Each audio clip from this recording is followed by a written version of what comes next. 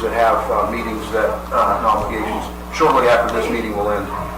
So I'll just introduce ourselves, and for those that, not a very controversial subjects here, so it's mostly education, information exchange for today through the department heads, but we may have some members of the public that may show up with some concerns. I'm Paul Holman, the chair on the assembly. Dick Tran. Albie Greenfield. Bernie Hall. Steele. And just for the record, Mr. Steele is our ex officio member of the public. He's been here regularly. I watched on. We'll see if we can talk to the chair about adding him as a member. I just offered to do that. He declined. Just tell him he's going to. There you go. I'm issued on.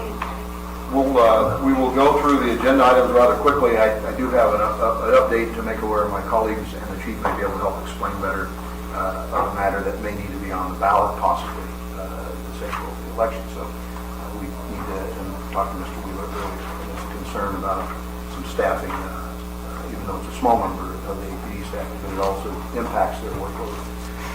So we'll start with the fire, and I know the Chief Pashoo is here, actually probably first in the department. Is that Mr. Fitzgerald?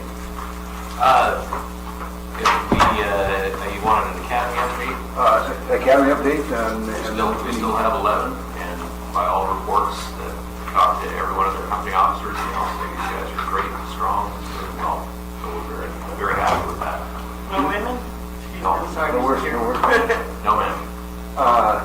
Any of the members paramedics, or are they all going to be firefighters? Yeah, I think we have 5 paramedics, 4 solid, and 1 that's getting their license. Anything for the chief? Chief, some time ago back, and I know that I've let it lapse a bit on my memory, but I know we anecdotally talked about impacts in arson, and I know the category of the UCR recently reported shows it down a little bit, which is something that we're really watching and being concerned about. Arson investigations. Are there any issues or areas of arson investigations that you're able to address with the coming budget? Or? Not addressing with the company budget. As you know, we have 1 investigator in the fire department. They're backed up by other personnel from the prevention division. But the other personnel from the prevention division are not certified investigators or licensed peace officers, so they help out where they can. I know that our one lone investigator is feeling under the gun, so to speak, and under pressure. I've got a couple ideas, maybe how to help him out, but not really anything in next year's budget now. Definitely concerns. If you keep us posted, if there's anything we can do to help them on the legislative side. Okay. Any questions on how about equipment? I know we haven't had a chance to talk. Did you get all the items, apparatus that was in there? Yes, and we have more ambulances coming in, so we're looking actually pretty good as far as ambulances go right now. Most of our rolling stock is in pretty good condition, and we don't really anticipate any huge needs. We have a couple of legislative requests for next year, but that's just to keep our stock updated. So we're doing good as far as that goes. Chief, breathing apparatus. Do you have enough breathing apparatus for all the officers? Need them assigned? Do we have any problems with them working correctly? We all have, every company has enough breathing apparatus for every member of the company to suit up and to require. There have been some rocks on the road with our updated breathing apparatus. We've had it online now for over 2 years. It was a real problem. We were ramping up to start. We're still, I'll be honest, a little dissatisfied in certain areas of its performance. Is there anything we can do to help you with it? I don't think at this point in the game, right now, I think asked to at least look at and evaluate other brands, other options. And if we go with other brands, other options, it's going to be a pretty big expense. What's the cost? Do you have any idea? Approximately $1 million? Last time we purchased it was over $2 million. Okay, well, keep this updated because we'll work with you to get the right equipment. There's no one that permanently goes into the fire prevention breathing apparatus. So do I. Yeah, 100%. Yeah, absolutely. For the record, with Mr. Bosky, this gentleman, also welcome Mr. Bosky to the public safety. Mr. Yes. Thank you, Mr. Chairman. Just really quick, whatever happened to that truck that was damaged or had issues with it, and the manufacturers both fixed? Whatever happened with that? Oh, we had those were ambulances. Yeah. We had 3 of them, and it went back and forth. Long story short, they are on the road. shockingly, they're doing quite well, and we're arguably satisfied with their performance. There were 3 of them. The manufacturer came up, they ended up sending crews up to fix the deficiencies that we found. So they fixed them, they're on the road, and we're happy And with so them. do we still have a warranty in place in case there be any issues? Yes, For how much longer? that I don't know right off the top of my head. Because I'm just curious, but thanks for letting us know the status. Thank you for sharing that. Mr. Jim?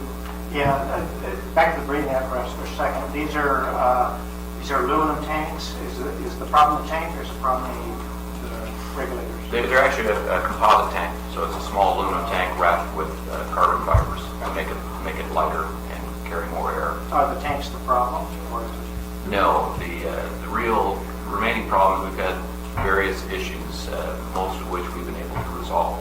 The biggest remaining problem is when you have this mask on, it covers your whole face, and there is this device that essentially goes on the mask and theoretically allows you to talk into your radio. Communication piece. Seems like a fairly simple thing, but we have been completely dissatisfied with the solutions that the manufacturers come up with. Is it a new product on the market, or is it just new to us? It's a newer product, and when we put these out there, we put them in fires. They get a little bit of water and they freeze. People can't talk in them. It has just been one problem after another with that piece of the apparatus. Just we could add breathing apparatus to our agenda, and let's ask him again next month until we get the same result. We'd like to take one out there. Okay. So we can ask him, see how we can help you. Okay. The thing would be, I saw with that one baby that was found dead. Baby that was found dead, we had a fireman saying, hey, you can drop the babies off at fire stations with the safe haven law. We make sure as your firemen are going out to every community council, they make that announcement. We can get the word out, because some people don't understand it. Right. And if we have anybody else that has a baby like that, they can go to any fire station, drop it off. There's no questions asked. Yeah, absolutely. Thank you. I'll make sure we do that. Thank you. And perhaps since the fire department, I believe, still oversees the media PSAs.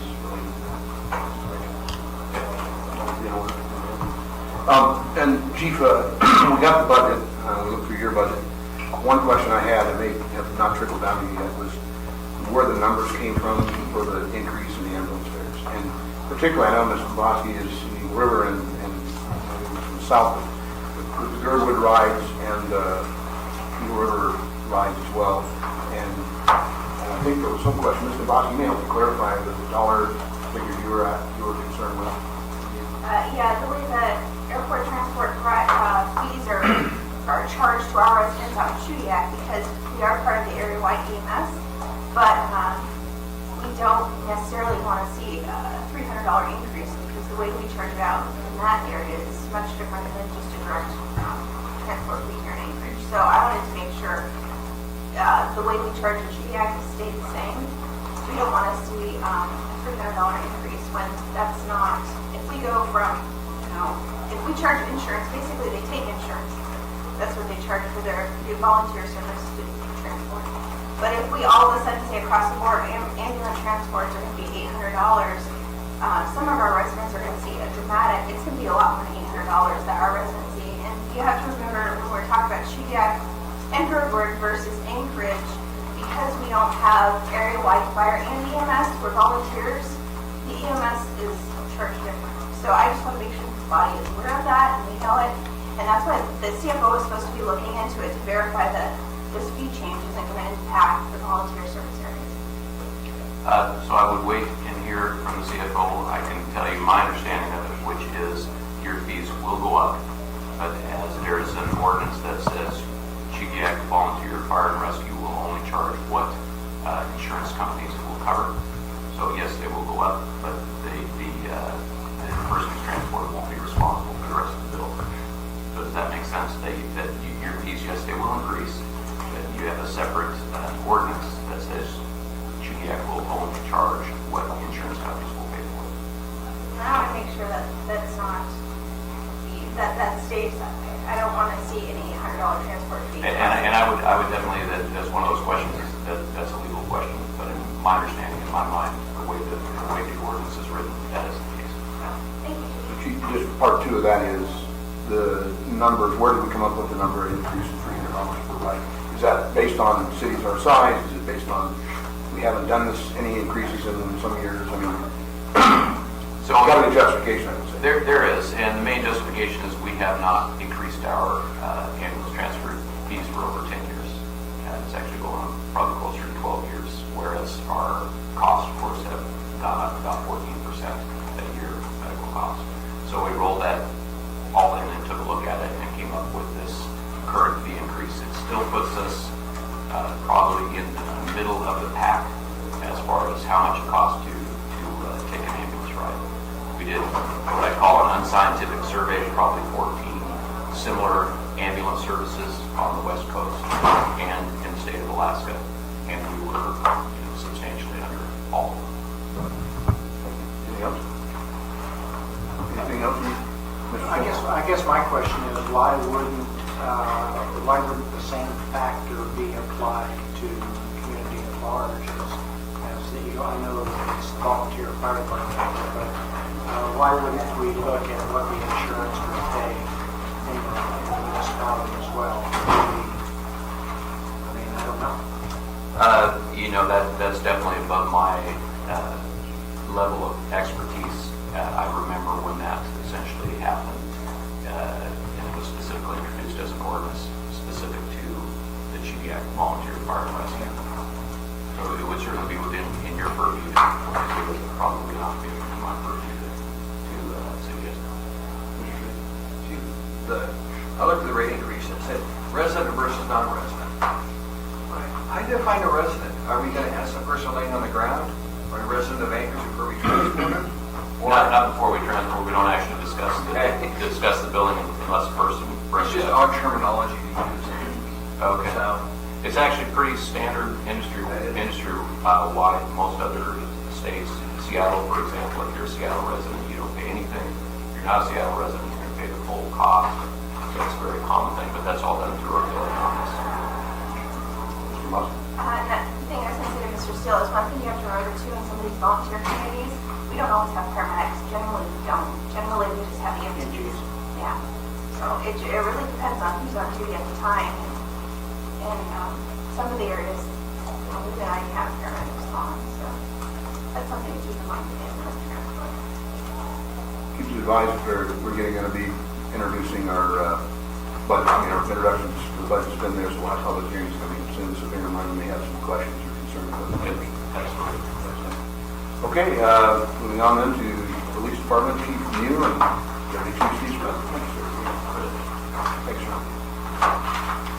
Chief, we had a couple of items on the agenda. As you remember, we had a gentleman that came last meeting or the meeting before, the residential false alarm and the ordinance and how it might be some issues that we adjusted or just explained it. Anything we want to advise you? No, but and I am looking for some direction, probably from the chair. As I see on the agenda that we have this Mr. Birch's ordinance coming up again on Tuesday. I will be out of state.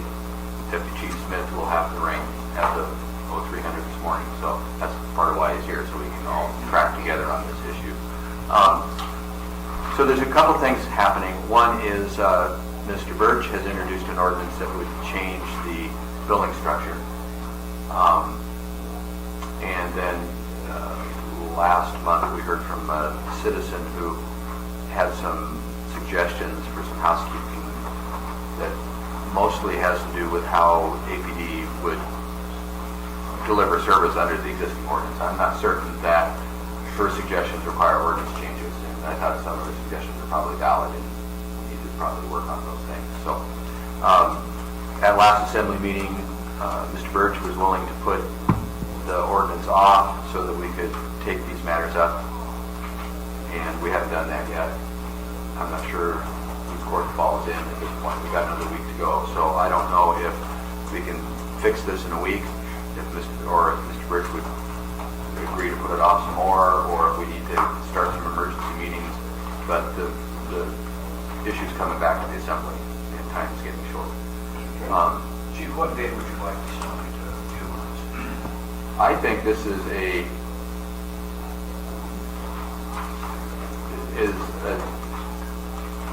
complicated question, and I think it's going to take a couple months to work through it. So we're looking the first meeting in December. We want to make sure we've got enough time that you're not worried that it's going to. Yeah, I think December we could deal with it. If we pull out all the stops, we could get something done by Tuesday night. But I don't know if Mr. Birch's what level of urgency he feels in this. I don't think we agree with what he wants to do. We agreed to put it off and talk some more. But the last thing I heard from him was he wanted to see some significant reductions in the fees, and this ordinance is doing exactly what we wanted it to do. And we're not going to probably see eye to eye on that piece. Some of the other things we've been talking about, that the citizens talk about, so forth, there might be some room for improvement over there. But I went through the Mr. Birch's ordinance, and based on where we are today, during today's level of false alarms, if this ordinance goes through as written, 3,175 people will get 3 alarms in the first year, and only 25 will pay a fine. They'll pay $125. If the alarms grow as a result, which I expect they will because we just brought them down, and if we go back to the false alarm level we used to have, 5,900 people a year will get 3 false alarm responses from APD, and only 100 will ever get a fine. That would be a fine of $125. So this ordinance, I think, turns around what we've accomplished, and will actually make things worse than they were before we tightened up the situation in 2011. So we have some pretty strong reasons to not want to see those kind of reductions to the fees made. It's doing what it's supposed to be doing. Alarms are down. The first year this thing was in effect, alarms came down from 6,000 a year to 4,000. Next year they went out. This year will probably come in about 3,200. So we've nearly cut them in half in 2 years. The frequent flyers, those with 5 or more alarms, they were 200 a year before we passed this ordinance. They went down to 84 a year the next year, and if we continue the way we're going right now, 52 for this year. So we've cut them down by 75%. And we don't want to give up on that trend. I will have a conversation with Mr. Birch. I chatted with him and actually had him postpone that at the last meeting. And he was anxious to look at the information that you had provided, Chief. And it had been provided at plenty of time and he hadn't seen it. So I will talk with him. What my recommendation would be, Mr. Haldeman, is as always, when we get something referred to a committee, I think the committee needs to come back and say, yes, we've heard it, we reviewed it, here's what we recommend. And I left the last meeting kind of with the understanding that this recommendation to maintain the status quo. It's obviously we've got an ordinance in place that's working and reducing the alarms. So if Chris doesn't want to postpone, then you would step up and give the committee report, and we would vote. And my guess is right now is it would appear to me that the ordinance will stay in place as it is. The suggestions that the citizen had, a lot of them had to do with our customer service and billing practices and so forth. And I think we can just do those things. It doesn't require something in the ordinance. They did have a question about the need for us to have this database of owners, which they thought was unnecessary and should be eliminated from the ordinance. We discussed that having that list allows us to get a hold of, I think what they didn't understand is we have a lot of absentee owners. Their alarms are audible. They're going off over and over in the neighborhood. People can't sleep. We need to have a number of somebody to get a hold of. And I don't think they understood that. And so I don't know if we need to talk about that more or if it's acceptable. That could be discussed in this forum or in any other that we choose. One thing Mr. Birch has suggested is, and it's probably okay with us, is we're giving everyone a free bite at the apple when they inherit a system. for stand up a new system. We don't charge them for a month because there's a period of time when they're going to have false alarms if they get things tuned. That's not in the ordinance. I think Mr. Birch might feel better about it if it wasn't enshrined, because we're just doing it. So, I mean, that's a small adjustment I guess we'd be willing to make. But most of the things I think we can do to clean up how we are operating this is just a learning curve for us. Probably doesn't require legislation to accomplish. Mr. Trainee, Do you want a resolution from this, Howard, or do you think you can do yourself? I think we could do, let's discuss that up front. And what I would suggest, I think that's a great idea, the Chief Scott, that could simply be an amendment by you. And Ms. Grace, Thank you, Mr. Chairman. Judith and David are the two of you talking about this training my constituents. And I really appreciate you taking into consideration their concerns because they did make sense. But I understand where you're coming from in terms of being able to contact somebody. And I was surprised that they even brought it up because they're out of town a lot, probably half the year. You know, so I wouldn't be amicable to changing that unless we had a better solution to the, to the problem. There may be a different way to skin the cat, but Right. bottom line is we need to be able to get our hands on somebody when those audible alarms are going off. And I would think they would want you to be able to get your hands on somebody for their home because they're out of town most of the time. But anyway, thank you for considering everything else. Thank you, Mr. Chairman. Mr. Hall. I would concur with Ms. Jackson. I totally misunderstand what the purpose of an alarm would be if you don't have a way to make contact with whoever's alarm is going off. That kind of connects. And I would also say, I appreciate the fact that you're willing to do some outreach and information and sharing. But, we all know that the reality is at the end of the day, I don't know how many times that I share information with people and they'll turn up the next day and swear they've never heard it. So We probably need to be better about our public education, and we're developing capacity to do that kind of stuff right now. So that's would be a good mission for our new communication section. And there are probably some, we could get a little more friendly about how we notify people on things. And I think we heard some good suggestions.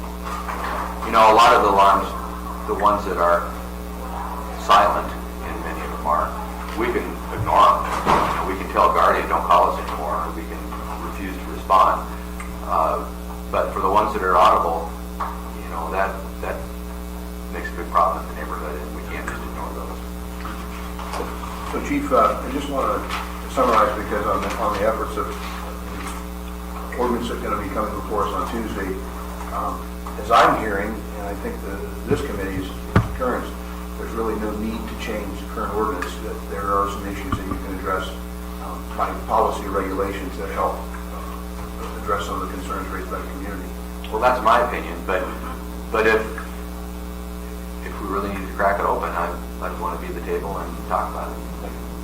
Well, I'm not in favor of any ordinance that we don't need to have a wider legislation, which is what the chief duty to do.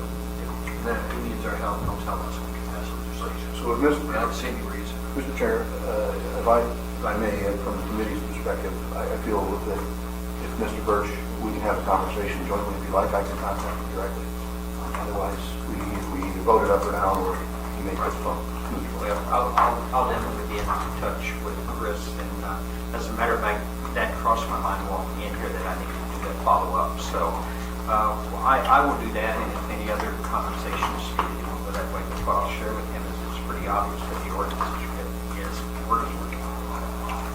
Ms. Grace Jackson, do you have the contact information for the folks who were here last time? I'll send it to you. Mine, thank you. You're welcome. And get a comment. Again, thank you, Mr. We'll Chairman. roll them into the discussion. So let's make it easy.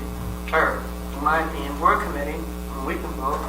So I move that this committee does not support Mr. Birch's ordinance, and that we're going to recommend that he postpone it indefinitely because what's in place right now is working.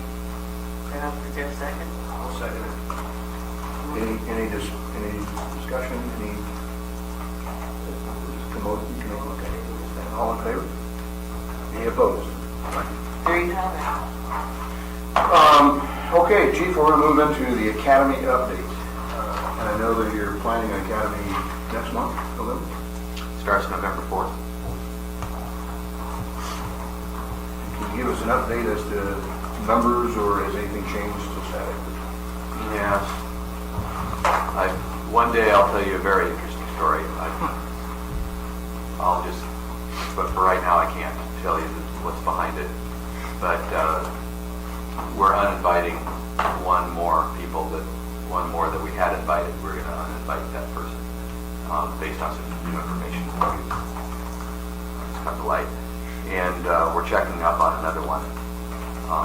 We're doing a little bit extra work on the background process because we've had, as you remember, Mr. Espinoza is probably the most famous example, but sometimes people get in the organization and you miss something along the way. And so we are down to 17 right now. I think it's 17 today. And it may stay at 17 or it may drop to 16. I'm not sure how that's going to go.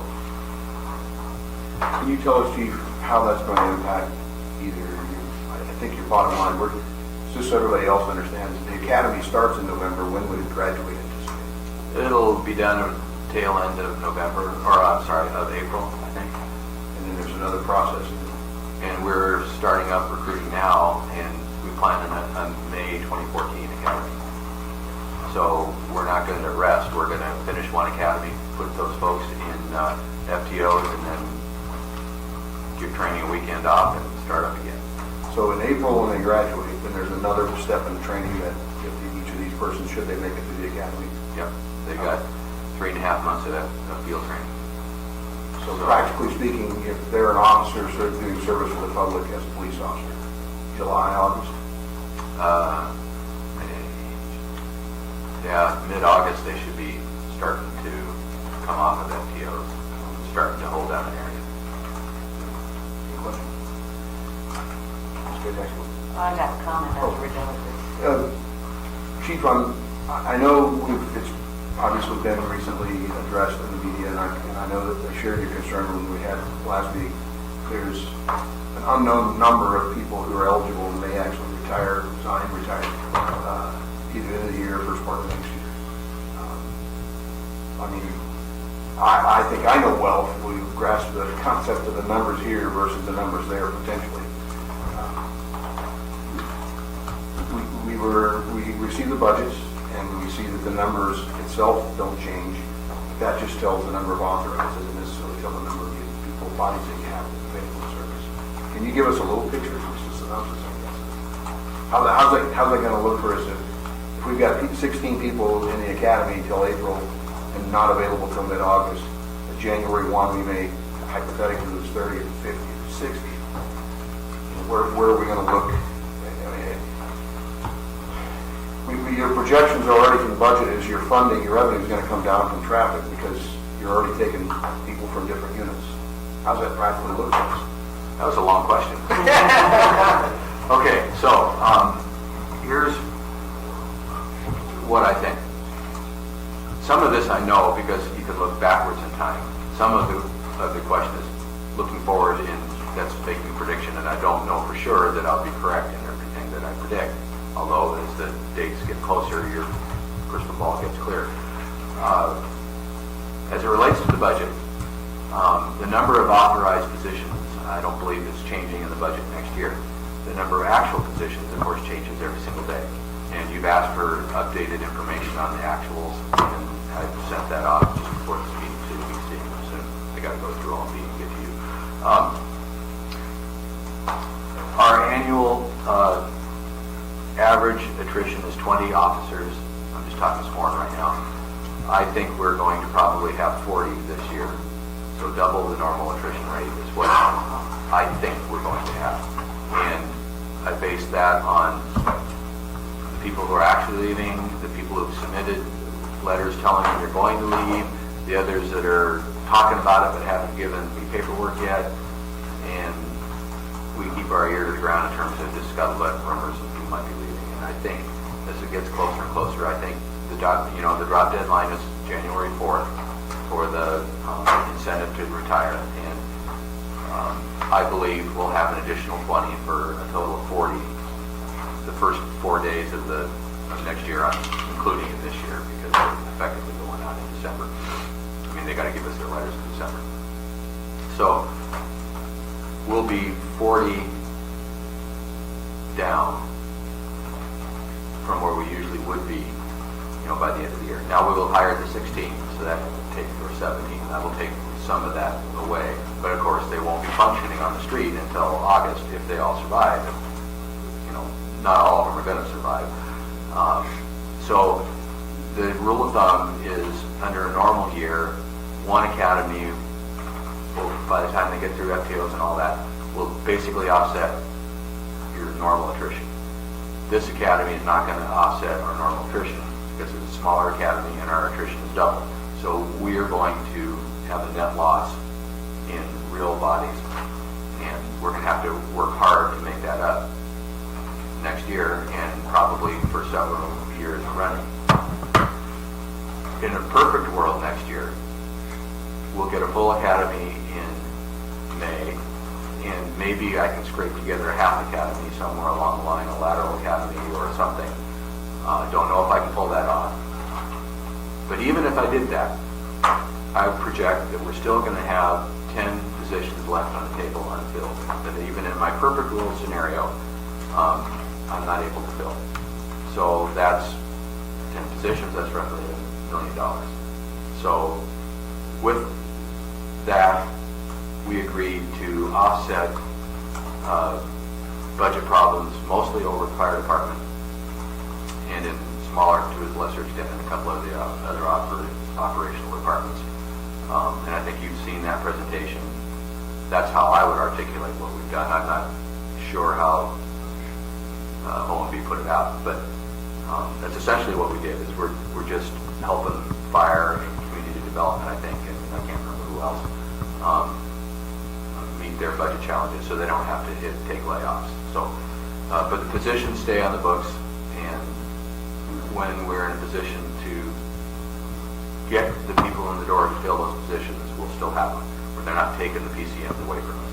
And we offered to do that. Otherwise, we're going to have extra money on the table, and fire is going to be laying people off. We didn't, that seemed ridiculous to us. We're all in this together. So that's the approach that we offered up this year.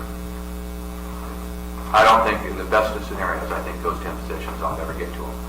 I just don't see it in the cards. Mr. Steele?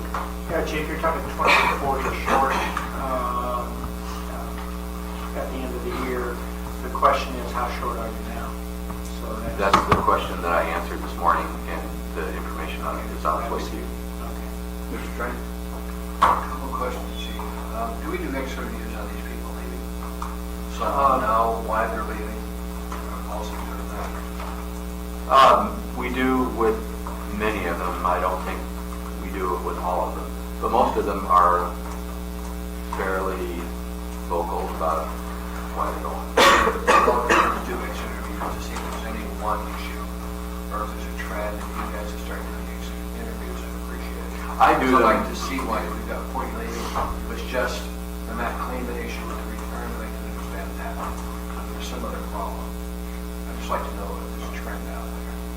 The other thing is SROs. How many SROs do we have now? We have 16 SROs, 1 sergeant, and 1 lieutenant. 18. I'm paying for You the have any- lieutenant, and the school district is paying for the 16 and I think the sergeant. Do you have any plans to pull the SROs out, put them in the police department force, get to the point where our manning is down so much we can't get new officers in? In other words, a way to bring up, and I just want to know if you've got a stopgap plan out there somewhere. So here's the spin-off I've got of, some concerns. if we can't get out of our spiral, or get out of it soon enough, I will have to consider one or more of several possibilities. Cutting back on some of the numbers of calls we go to, which is why I'm really death on these false alarms, because it's just unnecessary work. There are things that never happened to begin with, so why are we going to things that didn't happen at a time when we can barely get to the things that did happen? So we may have to look more carefully at what we're doing, or the things that we're doing we just can't do anymore. We could dismantle some of our special units or shrink them. We've already done a little bit of that, and I'll get to that SRO specifically here in a minute. That's a possibility. Another possibility would be, others haven't, my brain's locking up. They'll come to me, but there's another common way that one might address that issue. Help me out if you remember what I'm trying to say, and I can't get it. But pertaining to the SROs, they're in a unique position because the school district is paying their parade. So, Portion of it. right now they're paying all of it. You know, but there's been numerous talks about estimating the cost on it. So right now, we haven't looked at taking them, putting them back into the street because I would just make my budget situation worse. I now have to pay for those positions. And so they've kind of remained immune. We have scaled back traffic a little bit. We've scaled back detectives a little bit, and then we've repaired a bit of that damage. We've scaled back SAU, a special assignment unit. So we've done a little bit of that already. The CAP team, traffic, SAU, detectives, those folks might have to be further reduced if our numbers go too low. Thank you, Chief. And then, If you keep thinking.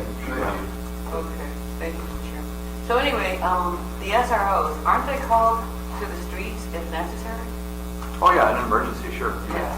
If somebody hollers, 10:34 or 10:33 or whatever, or we got some big problem, sure, they'll leave the schools. They'll Right. respond to an emergency. And you still have the benefit of them off duty, and you still have the benefit of them in the summer. We try and keep them doing stuff that's, sort of related to kids, but there's a lot of that kind of thing, bike patrols, town square, Right.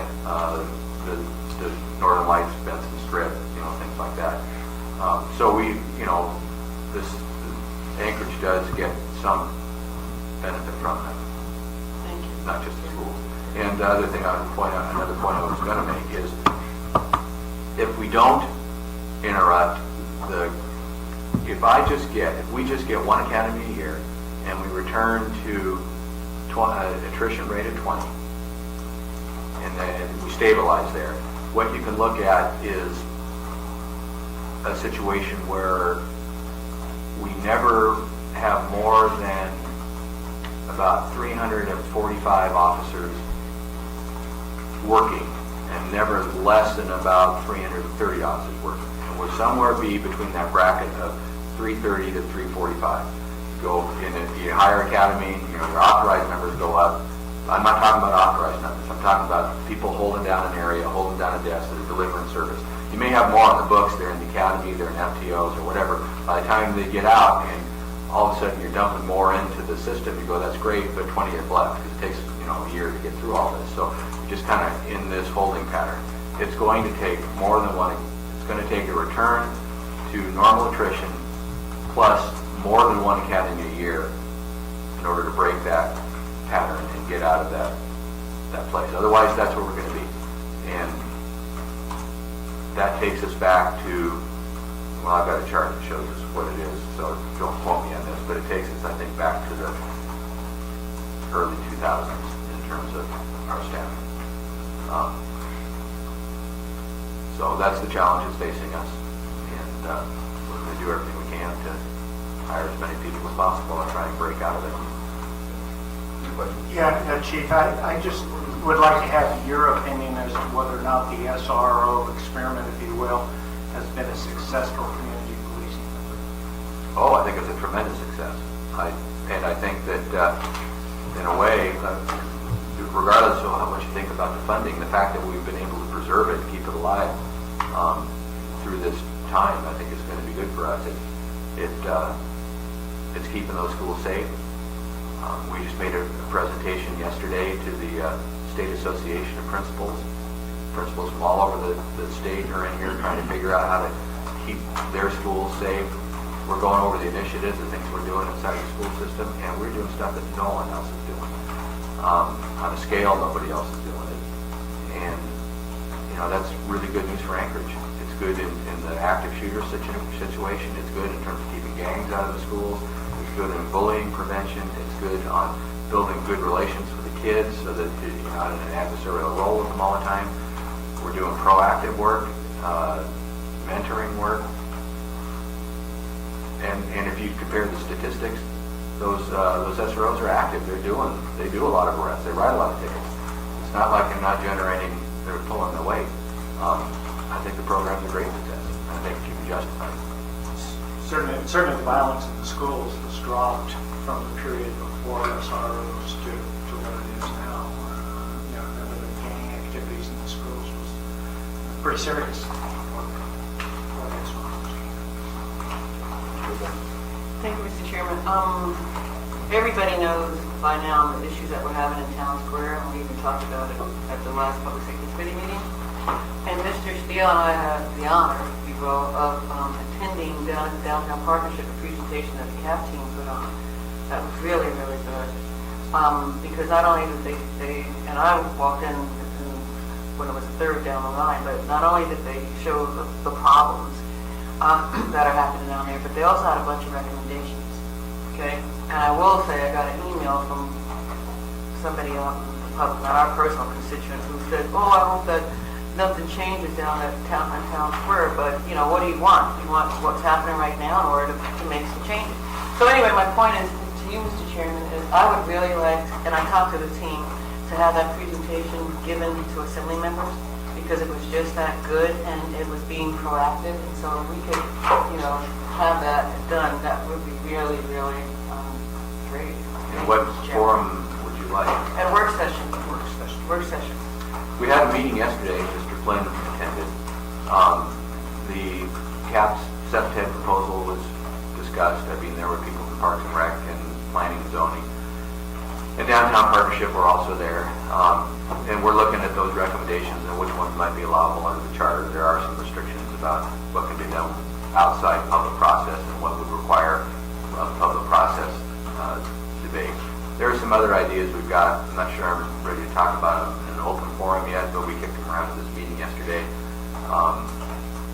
And I think we're on the cusp maybe of developing a new strategy down there, making some improvements that are some of the ones the CAP wants, maybe not everything in the report, some other suggestions that have been made by various parties, and I think they're achievable and would not necessarily require change in the charter or rebuilding Town Square in a radically different way.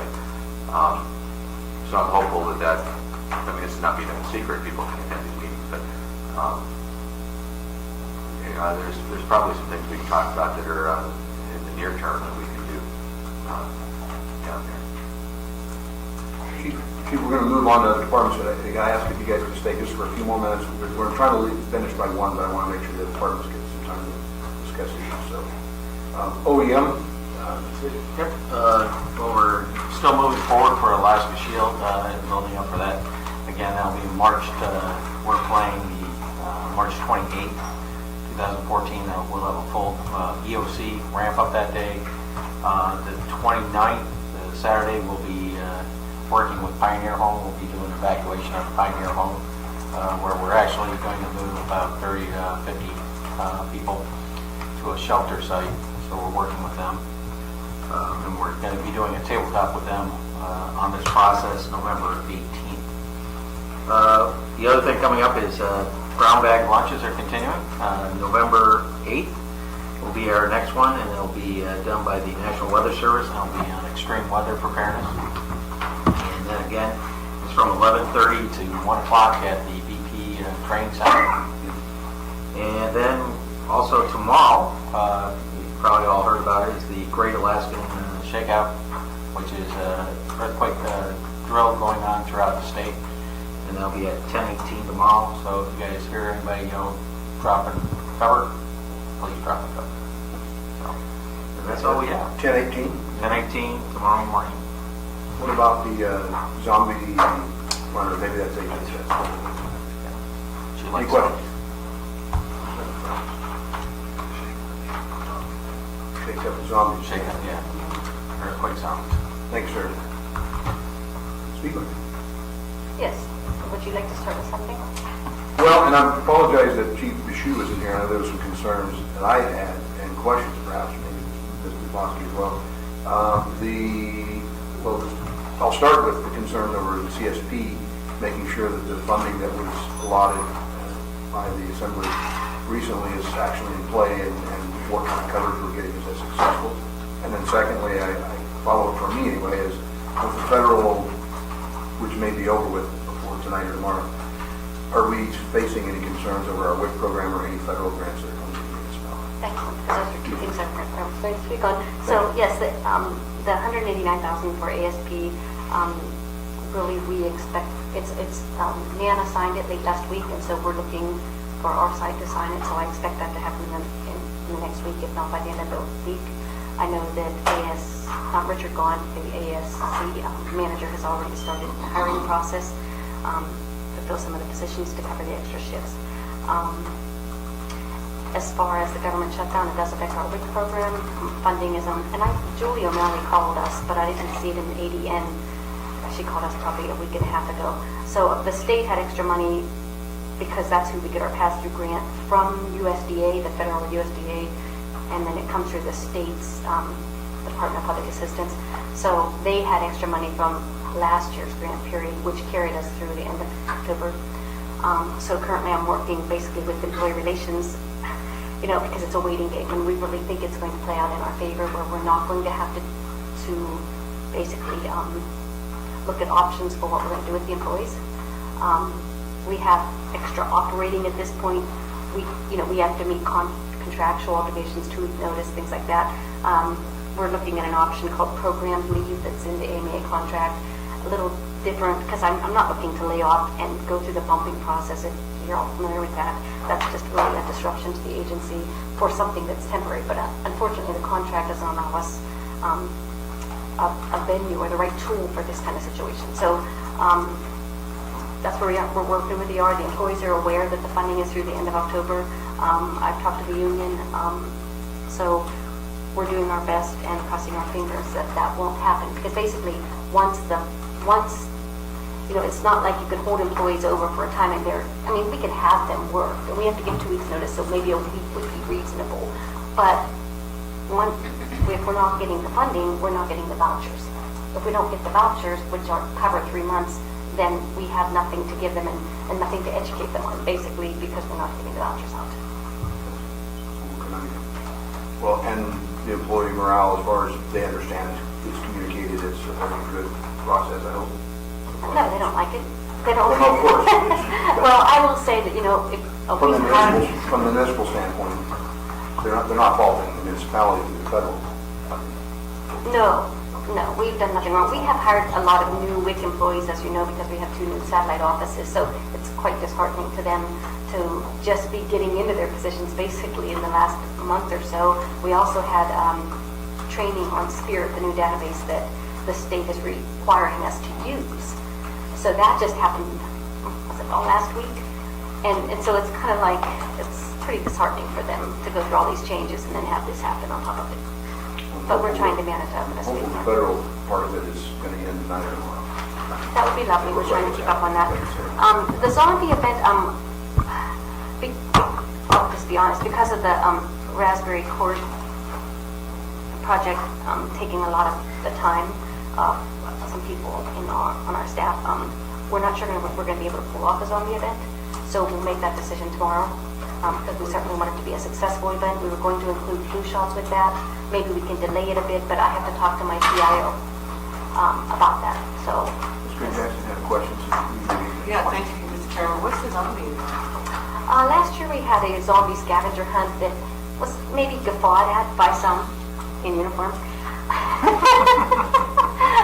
But no, I think I announced at one of George's directors meetings that, I'm not into zombies, but people are. They're popular right now. So last year we had a scavenger hunt, which basically had people looking for what they would need in an emergency situation. Well, while they were looking for those things, and this happened at the library, and your assembly chambers was totally transformed. You didn't know it. It was... I'm scared of zombies. Oh, there you have it. Well, but you know what? We had 800 people come out for this event. Dawn Brantley, who worked with OEM, was a major player, and RPIO Jennifer Ruggles, and we had volunteers in the community. We had an engineering firm, I think, that helped volunteer to design the set, and we had tons of volunteers volunteer to be painted and scare people while they were looking for the things that they would need in an emergency. Now this year it was an all-day event with the younger children being at the beginning of the day, and then it built up towards the evening. Well, it was too much, frankly. So we were just going to have it be more in the evening from like 6 to 10, and then use it twofold as a immunization pod and give free flu shots as the cure to your being infected by a zombie. Right, and I think if I can follow Mr. Chairman, that is a really wonderful concept. Yes. Okay, and this is just my personal opinion, right? But we got a lot of zombies out there due to violence and everything else, and issues, you know, in our community, just like every other community. And so, I mean, can they dress up like fairies? But anyway, that's my 2 cents. But thank you. But we had age groups. We had people in their 50s. We had people in their teens. It wasn't like Yeah, I'm not just. talking about age. Yeah, I'm but just I mean, talking about so- zombie. Yeah, I don't know if zombies really are Yeah, related to any. but I appreciate knowing now. Yeah. Mr. Trainee and Mr. Hall. Just a question, can you tell me how much money was spent on applying for the raspberry issue? How much money? Oh, the mental health trust, and I'll use cheap news words. Don't quote me on this. I believe it was $217,000. It was a 1,500-page document initially when it went out. So the city spent that much No, money? that was paid for by the mental health trust. How much? I think about 217, but I did say don't quote me on that. How much did the city spend on preparing that? We had Brittany Matero, who is our division manager, but because we thought this project was such a worthwhile event, I mean, she is a division manager, she has other responsibilities, but she was the lead on this and did a wonderful job working with partners in the community to see about the interest and the contribution. And so I'm not going to be able to sit here and tell you how much of time, but it was her salary, if you're going to break it down to that. It was her salary. I'll follow up on what Mr. Trainee said just briefly. Whatever her salary was, you know, I feel that may have been a good investment for the community, because suddenly I've got people in the community that I was able to nail to the wall about, if not here, then where. And I don't want you backing off when if it comes off the table. Make a commitment that this is a problem we got to deal with. So I think if nothing else, that raised the visibility of this issue much higher than it has been. So, Well, there was a homelessness conference, if I may, Yes. Wednesday, Thursday, and Friday that same week, and that Brittany attended, and she did get some good feedback. She actually, one of the greatest naysayers, actually called her, I think, to assuage her guilt, because she supposedly believed in this project, but just not in her backyard. And so she called and literally wanted to do something, be a part of, you know, a I've got project. that commitment out of a number of people Yes. in regards to that. So I need a little more clarification on the CSP update and when those vans are actually going to be on the street. I don't remember, but Ms. Tombowski, Mr. Trini, and I met with the city manager, and I left that meeting with the impression the contractor was ready to go. The only question was availability of the vehicles that he needed to acquire. Yes, and forgive me, I didn't ask, well, I was on leave when Steve Morris was here, I think the last time you guys met, and updated you on the shift changes and the van purchases. Here, if you let me just look, because I was looking to see. Yeah, I was curious, because I was under the impression when I left the meeting that something was going to start happening relatively quickly. Well, I know, It appears that we're I still thought they trying had to get ordered the vans, and it was going to take time to outfit them. Our plan was to start at mid-October, which is where we're at right now. So, hold on. This just goes to show you, Ms. Meyer, that you shouldn't take leave. Yes.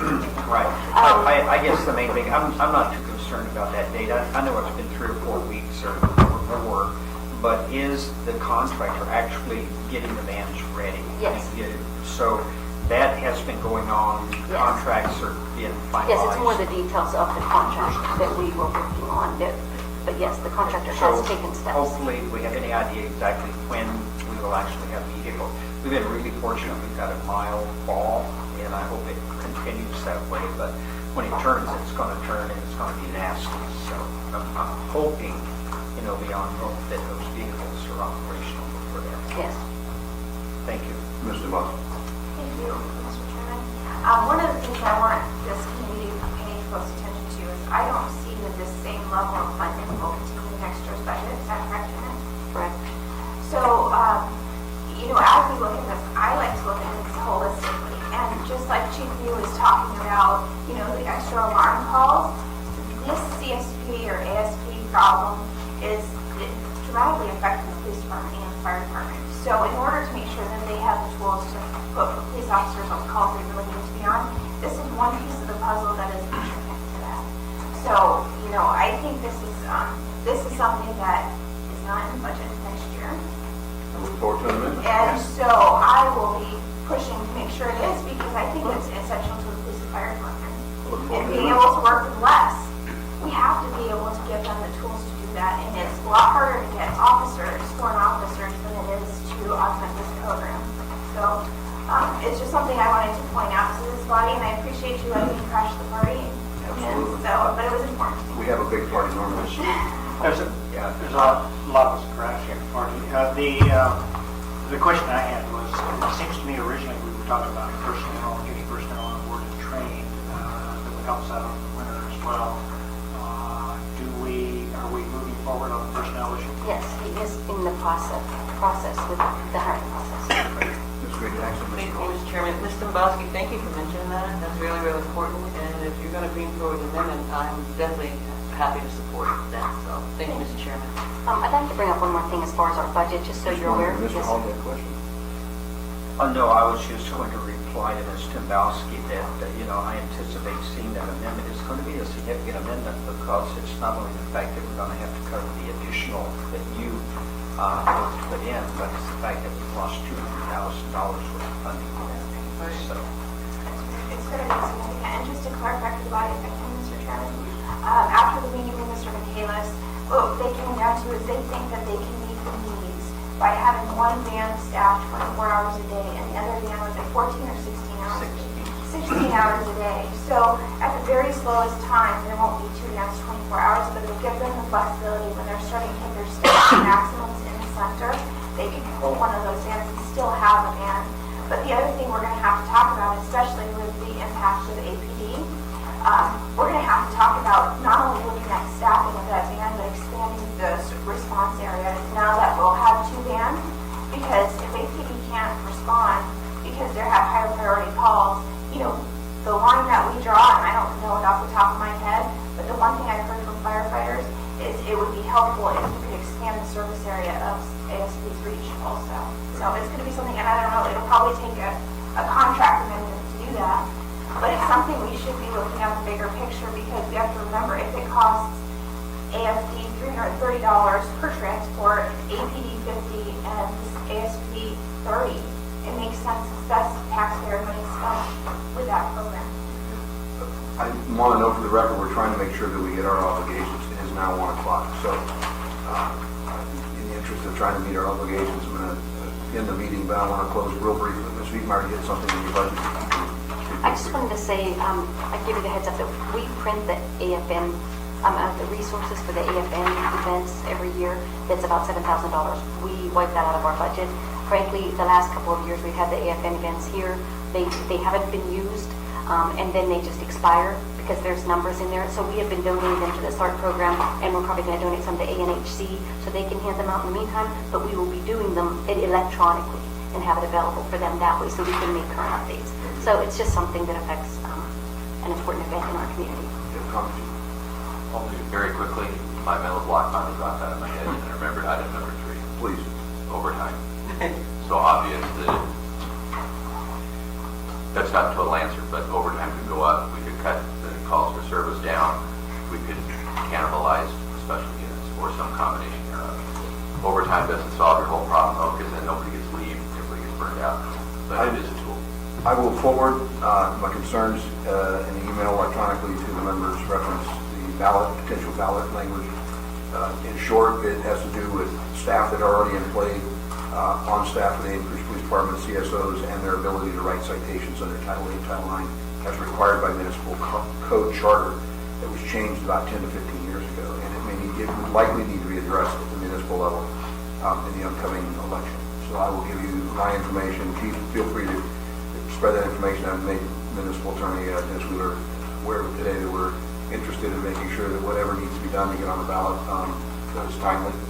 And then, Mr. Millspaw, I know you're here. I'm just going to say, if you can please email us some of the concerns we do have to end the meeting, because we'll post it in. We've got members with other meetings. Well, I just have one quick comment. The community council, the big issue they have right now is speeding through their communities. I heard that over and over and over. With the speed bumps being reduced and everything, it's a big concern. Okay. And please let us know your concerns about animal control and the street fires and human services. There's a big, the committee has made recommendations and such. If you haven't been aware of it, I'll send some information back on to you. So you can hear it. And as to the taxi ordinance, Mr. Attorney, can you make a quick announcement on that? Work session on the 18th, and then it's in front of us on the 22nd. Testimony. And I've heard from many people concerned about the elimination of rear-wheel drive vehicles, and that you may see some modification on that portion. Beyond that, please get us your information and comments. This meeting is adjourned.